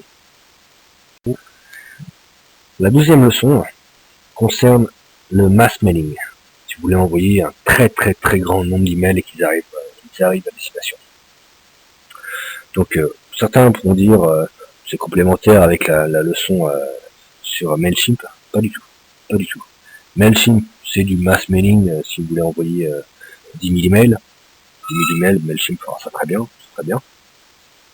Si vous voulez envoyer 200 000 emails, 500 000 emails ou 1 million d'emails, oubliez complètement MailChimp ou alors soyez prêts à mettre des budgets de 10 000 euros par mois. Donc, on considère que 10 000 euros par mois, c'est un beau budget. Il faut trouver des solutions alternatives. Donc, comme solution alternative, nous allons vous montrer toutes les différentes solutions qui existent, que ce soit du SMTP, que ce soit du PHP, des serveurs, des adresses IP sur serveurs dédiés. On va prendre les différentes solutions. On va rentrer en détail dans une solution en SMTP qui est assez bonne. On va rentrer dans une autre solution qui, en fait, les serveurs SMTP, c'est bien, c'est rapide à installer, mais au final, eux, qu'est-ce qu'ils utilisent? Ils utilisent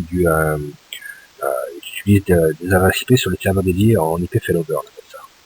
Donc, on va rentrer sur les plateformes SMTP, comment l'utiliser, mais on va également vous montrer comment créer votre propre plateforme qui permet d'envoyer des millions d'emails sans payer par un provider SMTP. Et donc, comment dispatcher vos emails sur une trentaine, sur une quarantaine, vous pouvez aller jusqu'à 256 adresses IP. Donc, 256 adresses IP, là, vous pouvez inonder le monde pour envoyer, quoi. Vous avez du lourd. Donc, cette leçon va vous expliquer comment gérer un serveur dédié avec jusqu'à 256 adresses IP dessus, et comment envoyer à partir de ces adresses IP des emails pour switcher, pour ne pas, si vous envoyez 1 million d'emails via une adresse IP, au bout de 10 000 emails, déjà vous commencez à être saturé. Au bout de 50 000, il n'y a plus rien qui sort, il n'y a plus rien qui marche. Donc si vous les dispatchez sur des adresses IP, ça passe beaucoup mieux, c'est beaucoup plus léger et vous allez vous faire bannir. On va vous expliquer comment le faire. On va rentrer en détail. Comment ne pas griller une adresse IP, c'est une chose, mais comment ne pas griller vos domaines. On va rentrer vraiment en détail dessus. Et on va ensuite vous montrer un outil qui va vous permettre d'avoir une plateforme de mail, enfin un serveur comme type SMTP que vous gérez vous-même. C'est bien, mais après il faut quand même avoir l'outil qui permet d'envoyer. On va vous montrer un autre outil qui est très bien, qui permet d'envoyer massivement des emails, qui permet même de faire des séquences, un séquençage d'emails. Donc le premier jour vous recevez un email qui vous parlait de produit, le deuxième qui va parler d'une promotion, le troisième qui va rappeler la promotion, le quatrième, un séquençage d'emails. Tout ça, c'est dans cette leçon. Tout ce qui est relatif aux emailing. Oui, j'oubliais une chose très importante. Ça gère l'emailing, ça gère l'envoi des emails, mais dedans, nous allons également voir comment automatiquement supprimer tous les emails toutes les outbounds, on appelle ça, les emails qui ne sont plus valides parce que le serveur n'existe plus. Ça va vous filtrer une grande partie de votre base qui est mauvaise. Et nous allons également voir comment traiter votre bounce rate, c'est-à-dire dès que vous envoyez un email à une adresse qui n'existe plus, le serveur qui a reçu l'email vous envoie une information pour vous dire cette adresse n'existe plus. Ne la contactez plus, il faut surtout pas la contacter une deuxième fois. C'est quand vous avez un email, le premier email que vous envoyez sur une base flash que vous venez de récupérer, vous allez vous faire sabrer méchamment parce que vous envoyez un gros emailing sur une base qui a un très gros bounce rate, un très gros retour de l'email n'existe plus. Donc les serveurs qui vont recevoir vos emails ne vont pas apprécier quand vous leur envoyez trop d'emails pourris, on va dire, avec un bounce rate trop important. Donc il faut savoir bien gérer ça. Donc le premier emailing que vous allez faire, vous allez vous faire sabrer, mais les suivants vont être bien meilleurs parce que vous aurez nettoyé la base. Cet outil permet de nettoyer la base et de tout faire proprement après. Cet outil permet également, le problème est que vous envoyez par exemple 200 000 emails. C'est bien gentil, vous envoyez 200 000 emails, vous avez un service, vous allez recevoir, si c'est une base que vous n'avez jamais utilisée auparavant et qui est un peu vieillotte, vous allez recevoir peut-être 40 000 emails disant cet email n'existe plus. Poum, ça fait mal. Donc 40 000 bounce rate, il faut les traiter, il faut les retirer de la base, et vous allez recevoir peut-être 20 000 emails disant on est parti en vacances, on revient dans une semaine, on est à Grand Enfer, je suis parti en congé maternité, des trucs comme ça. Vous allez recevoir un paquet d'emails de ce type. Nous avons bien reçu votre email, nous vous rappelons plus tard. Des emails qui servent strictement à rien et qui pourrissent votre Outlook. Donc tous ces emails, faut les trier automatiquement et les sabrer, les supprimer, ils servent à rien. Pour ne garder que les vrais emails. Donc là-dedans, on va également vous expliquer comment ça fonctionne pour filtrer les emails retour. Vous allez recevoir des dizaines, voire 50 000 mails de retour. Savoir lesquels sont des bounce rates, lesquels sont des hard bounce, lesquels sont des bonjour, nous sommes en congé maternité, lesquels sont des bonjour, nous avons bien reçu votre email, et lesquels sont des vrais emails, oui, je suis intéressé par ce produit. Donc là-dessus, vous allez avoir toutes ces informations. La 13e leçon va vous expliquer comment envoyer des fax, comment utiliser des fax via la VoIP. Vous savez peut-être pas ce qu'est la VoIP. La VoIP, c'est Voice on Internet Protocol. Donc c'est typiquement, vous êtes français, vous savez ce qu'est une Freebox. Vous savez que si vous avez votre téléphone branché sur une Freebox, vous pouvez appeler de manière illimitée gratuitement. Bien, le fax, c'est presque la même chose, sauf que vous ne pouvez pas le brancher sur une Freebox. Donc dans cette leçon, on vous explique comment faire fonctionner une plateforme de fax sur de la VoIP et que ça fonctionne. Alors que si vous prenez n'importe quelle VoIP ou si vous connaissez ça sur votre Freebox, sur votre OneInbox ou quoi que ce soit, désolé, ça ne marchera pas. Donc là, on va vous expliquer un peu comment faire fonctionner ce genre de plateforme. La 4e leçon va vous expliquer comment utiliser des plateformes d'autodialer, de IVR, Interactive Voice Responder, des plateformes SMS, des plateformes de fax en VoIP. En fait, bon, vous savez peut-être pas ce qu'est un autodialer ou un IVR.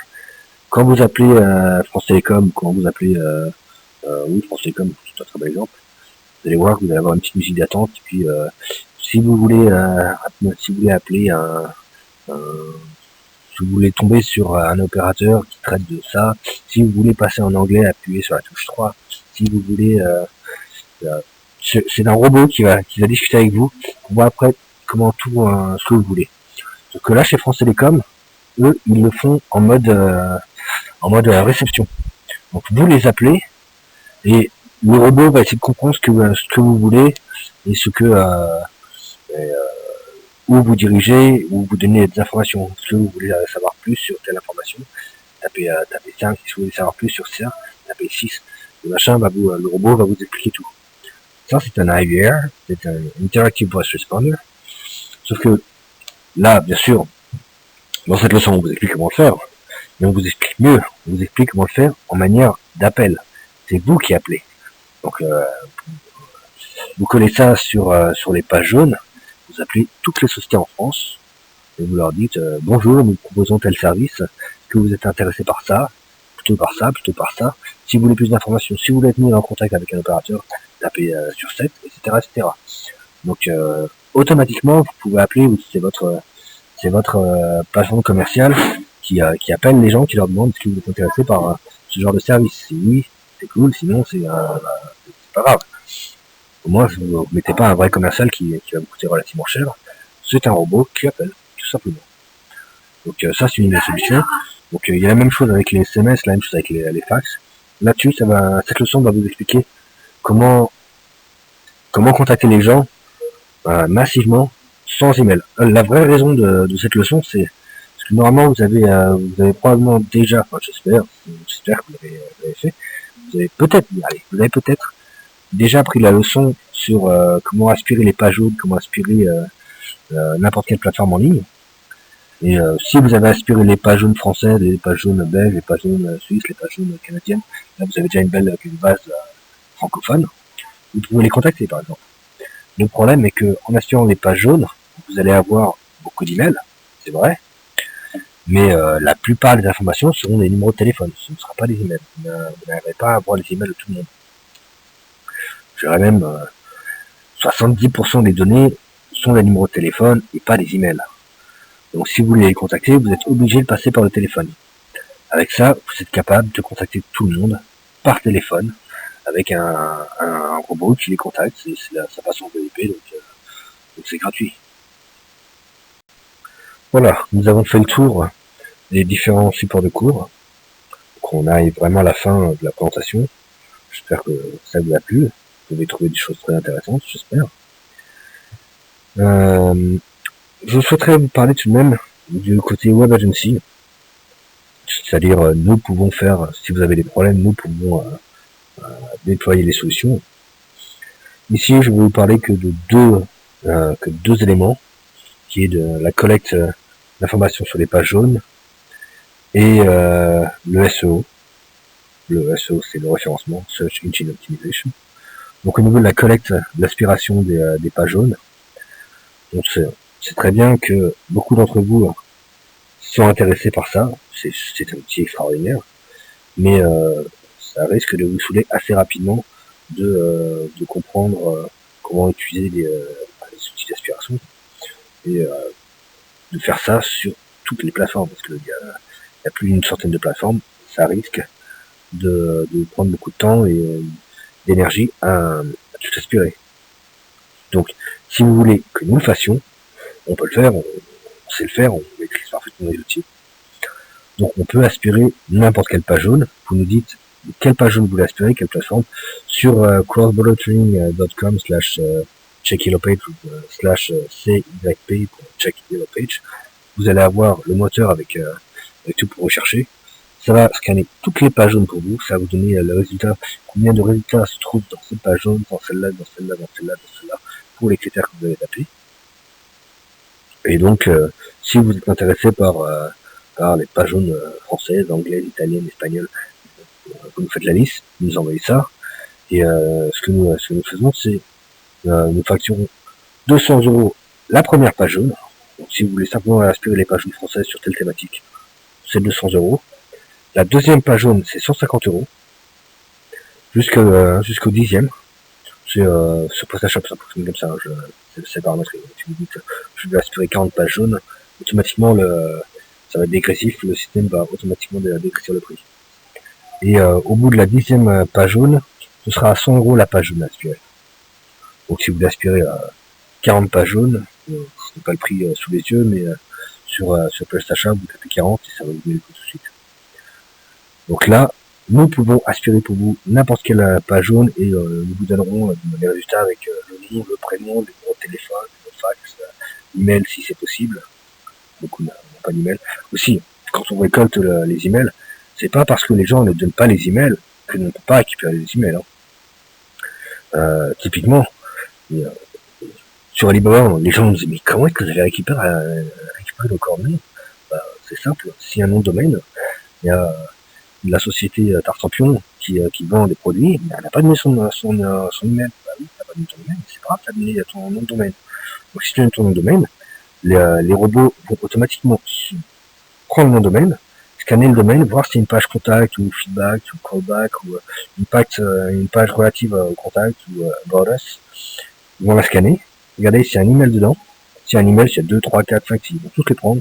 Ils vont regarder s'il y a des outils type Live ou QQ ou Skype ou même Facebook, des comptes Facebook, vont automatiquement régénérer les emails relatifs. Parce que quand on a un numéro QQ, on rajoute @QQ derrière, .com, et on a l'email.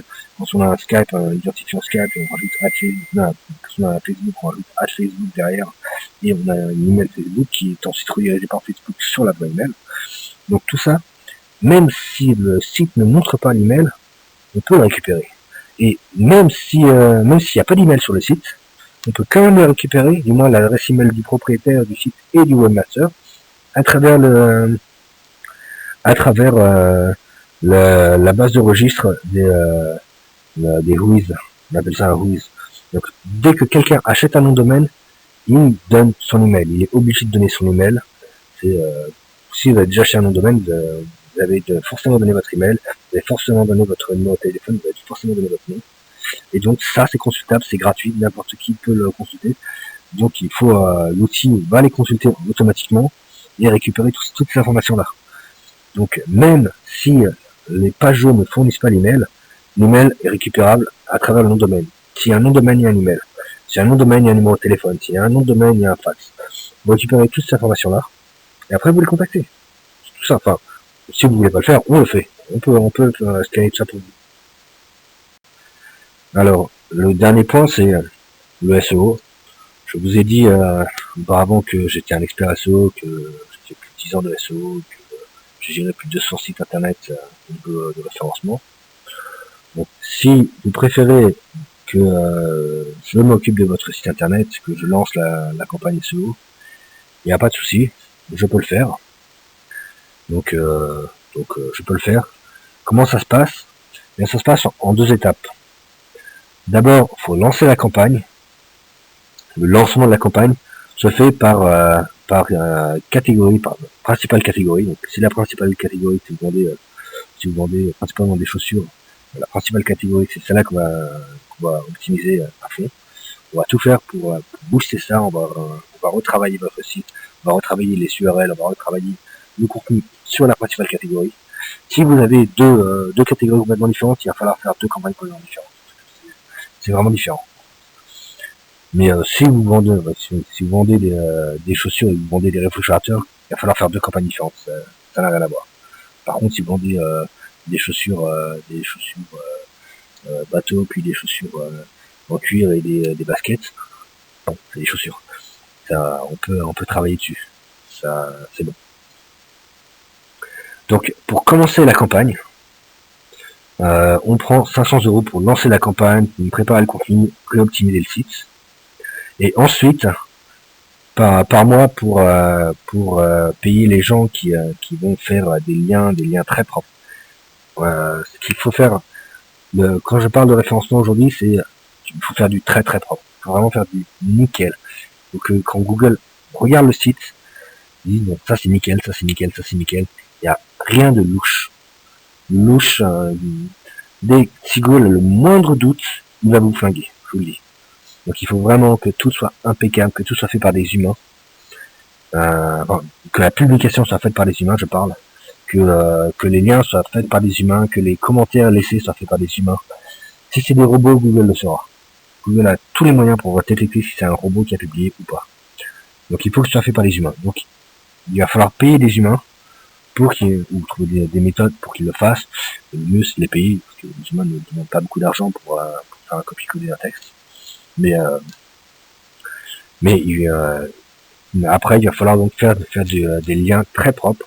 Et là, on demande, ça dépend de la quantité, mais pour une campagne correcte, il faut au moins 100 € par mois pour gérer ça proprement. Donc 500 € pour commencer, et après 100 € par mois pour gérer les campagnes proprement et avoir quelque chose de quand même solide. Bien voilà, la présentation est finie. Donc si vous êtes intéressé par les supports de cours, ou si vous êtes intéressé par les services de marketing internet ou de création de site ou de SEO, n'importe lesquels de ces services, N'hésitez pas à me contacter soit par téléphone au 0086 pour appeler la Chine, 1-8-6-88-48-7751. Vous avez des chances de tomber sur ma femme, je vous préviens. Elle ne parle pas français, donc vous demandez... elle parle très bien l'anglais. Vous demandez de parler alban et elle me transférera. Sinon, je suis aussi sur Skype, Oslo_FR, ou vous pouvez me contacter par email à alban@crossbordertraining.com. Sur ce, je vais vous laisser sur une petite musique de finale, et bonne continuation.